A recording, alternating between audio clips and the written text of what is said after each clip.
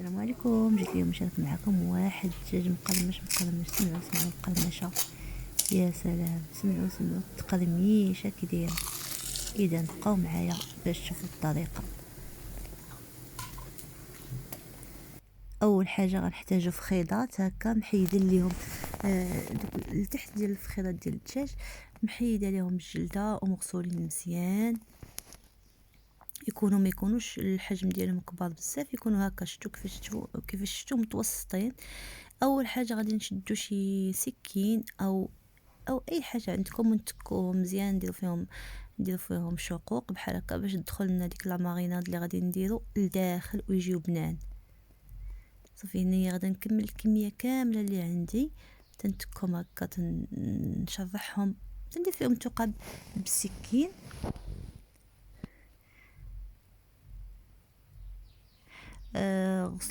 غسلتهم مزيان بالملحه والحامض حتى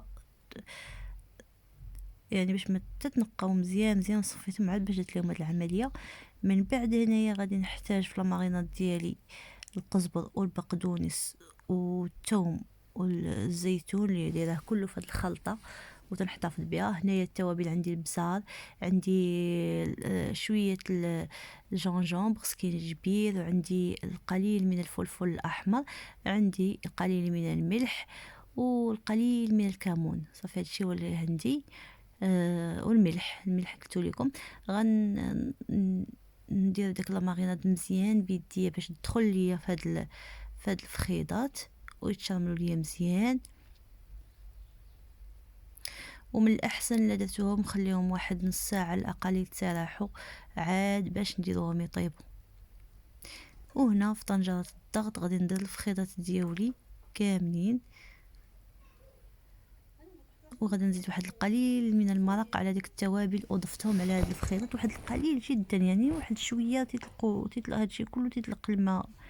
هنايا ضفت واحد شويه الكبيده الكبيده والقنيصات، بغيت ندير بهم دوك ملي طيبوا دوك سميتو ملي طيبوا دوك الفخيرات بغيت نخليهم باش ندير بهم ديك الدغميره. المهم هذه حاجه اضافيه، اما المهم هو دوك الفخيضات. هنايا ها هما طابوا، وشوفوا شحال ديال المرق اللي ولا عندي. واخا انا درت واحد الكميه قليله راك شفتوها قدامكم. غنهزوا الفخيضات بوحدهم، غنديرهم في شي هكا في شي بول او شي حاجه باش نخليهم يبردوا. خصهم يبردوا لنا مزيان عاد باش يبردوا ولا يدفعوا، المهم ما يبقاوش سخان هكا بهاد الدرجه. صافي غنحيدهم كاملين نديرهم في واحد البول، وغنحتفظوا بديك الكبيده ودوك القنيصات ديالنا في طنجره الضغط. غنضيف عليهم واحد نصف بصله هكا، وغادا نعاود نخليهم يدغمروا باش تولي عندي الدغميره ديال الدجاج. هنا الفخيضات من بعد ما بردوا ليا شديت هنايا واحد 2 معالق كبار ديال الدقيق الابيض. هنايا عندي 2 بيضات غادا نديرهم فوق هذاك الدقيق الابيض. واحد القليل رشه ملح، هنا ما غتبانش لكم بانني درتها، ولكن ديروا شويه الملح، وممكن ديروا حتى شويه البزار باش حتى هاد التغليفه تكون بنينه ما تكونش مسوسه.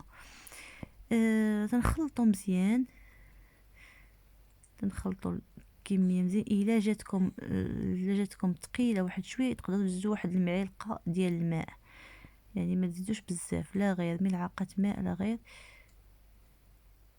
شتو هانتوما شوفوا انا شحال غادي نزيد، يعني ما زدتش بزاف، واحد شويه وممكن تستغناو عليها. صافي نخلط الخليط ديالي مزيان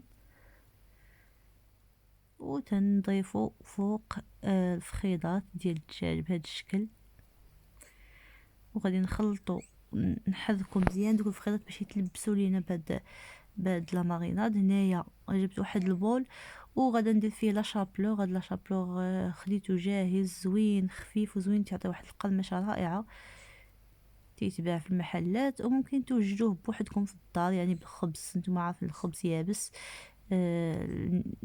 تشدوه طحنوه يعطيكم نفس النتيجه تقريبا. صافي هنا تنبقى ندوز الفخيضات ديالي كاملين في لا شابلور وتنحطهم على جنب. تنستفوهم فشي بلاطو او شي حاجه اللي كلهم لان في الاخر غادي ندخلوهم للكونجيلاتور واحد شويه يرتاحوا ويشد فيهم. هنايا هانتوما كيف ما تشوفوا دخلتهم المجمد واحد ساعه، خليتهم حتى شد فيهم مزيان داك لاشابلوغ. وهنا في زيت ساخن تنبدا تنحط نستف الفخيضات ديالي دغيا، لان ديجا حنا الدجاج عندنا طايب دغيا تيتحمر وتيشدو داك اللون الاحمر الذهبي، واحد اللون رائع مع هاد لاشابلوغ والبيض. شوفوا كيجيو خطيرين، منقولش لكم واحد المذاق يا سلام. شوفوا واحد التحميره يا سلام. صافي هادو هما الفخيضات ديالنا، تنقدوهم مع لي صوص، اي صوص بغيتو حسب الذوق ديالكم. تيجيو زوينين، بغيتو تاكلو ماكا تاكلو ماكا، المهم شي حاجه رائعه جربوها او ردوا عليا اخبار.